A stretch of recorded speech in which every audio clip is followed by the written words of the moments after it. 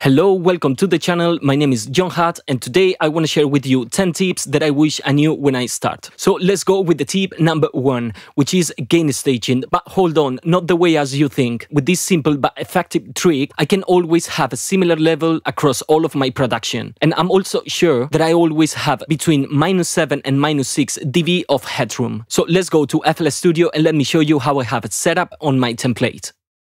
Okay, so here on FL Studio, this is my personal template. And here on the mixer, on the left side, as you can see, I have 2 master channels. This one on the middle is my master chain, and this one on the left is my master tool channel, where I have my gain staging and so many other plugins for reference, analyzers, metering, etc. The first plugin that I have is a simple Blue Cat Gain 3 by Blue Cat Audio. This is a free plugin, and the only thing that it's doing is adding 6 dBs. So let me press play and have a look where I have set up my levels.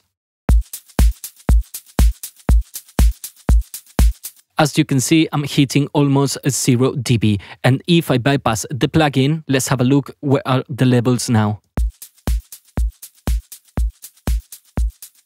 I'm between -6 and -7 dBs, but that's not all. So let me close Blue Cat Audio, and then here on my channel rack, if I go to the kick plugin, click on detail setting, and here on miscellaneous, here on the volume, you can see that is on -7 dB. Coming back to the plugin, doesn't matter which preset I use, or even if I create a new kick, it's gonna be on -7 dB. And the same applies for my claps and hi-hats. If I click into the clap 1, and if I go to the miscellaneous function, here on the volume adjustment, you can see that is set on -10 dBs, which applies for all of my claps. And if I click into the hi-hat close 1 and go to miscellaneous function, here on volume adjustment, you can see that is set on -12 dBs, which also applies for all of my cymbals. And if I want to change the sample, I just have to find another sample and drag and drop into this audio clip. So the purpose of this setting is to have always my drums with the similar levels, and then here on the master with the gain plugin, I'm adding a 6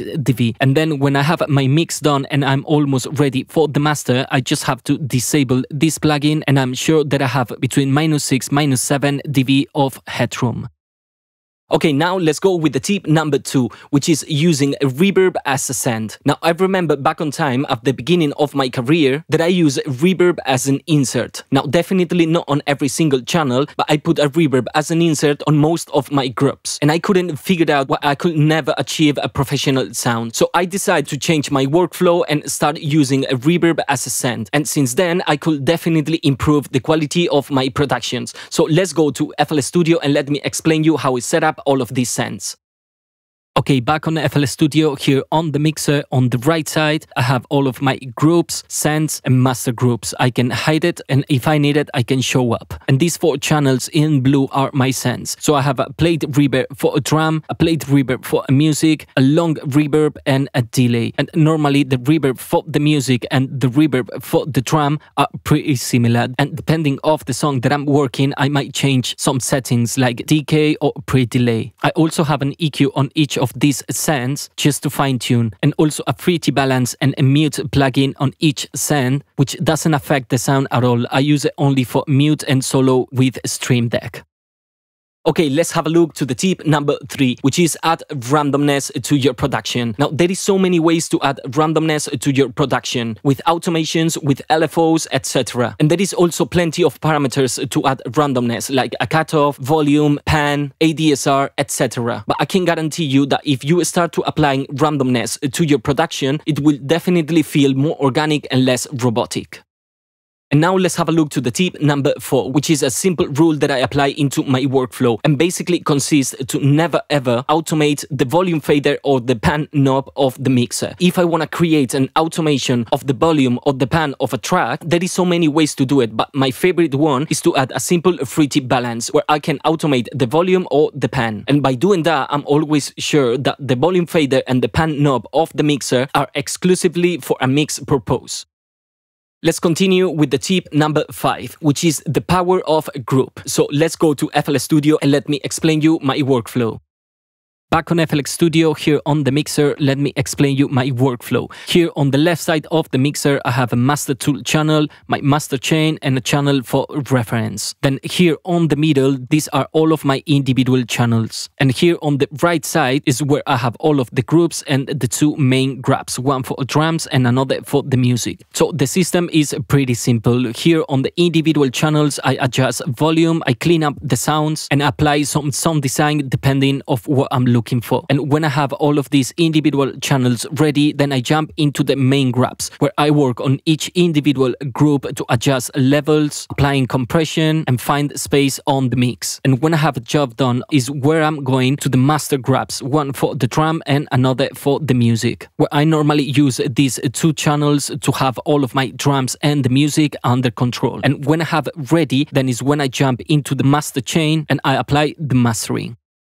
Now let's have a look to the tip number 6, which is always analyze your song. It doesn't matter if it's a sample, if it's a preset from an instrument, definitely analyze your song, as sometimes this sample or preset can be out of phase, can have a lot of low frequencies, it can also have a lot of transients, etc. So I highly recommend that you analyze always your sounds, which by the way, I have a whole video talking about this matter. So if you want to learn a little bit more about how to analyze your song, I'm gonna leave a link of the video on the description below. And now let's go with the tip number 7, which is sound selection. This is a really important step to put your production into the next level. So if you see that you are spending a lot of time to make a sample sounds good with EQ, compression, and so many other plugins, then probably it's worth it to change the sample or the preset. And now let's continue with the tip number 8, which is related to the workflow. Now, I don't like to distract myself with mixing, sound design, or simply tweaking a knob when it's not the time to do that. So basically, when I start a new song, I'm 100% focused on developing the music idea and a basic arrangement. And when I have a clear idea of this basic arrangement and the music, then is when I start to apply some basic mixing techniques and continue developing the track. And when I have like a 50% of the song ready is when I start to apply advanced mixing techniques, etc. This is a really important step to don't lose inspiration, and it also can help you to finish more tracks. Now let's have a look to the tip number 9, which is gonna be shortcuts. So it's really important that you learn the shortcuts of the DAW that you use that fits your workflow. Now for myself, I don't use shortcuts with the keyboard anymore. Basically, I have a Logitech mouse and a Stream Deck that help me to apply all of these shortcuts with a single click. So if you want to learn a little bit more about how to use and how to set up these devices, I'm gonna leave a link of the video on the description below. So I can guarantee you that if you learn all of these shortcuts, you are gonna definitely speed up your workflow and your working experience is gonna be way more pleasant.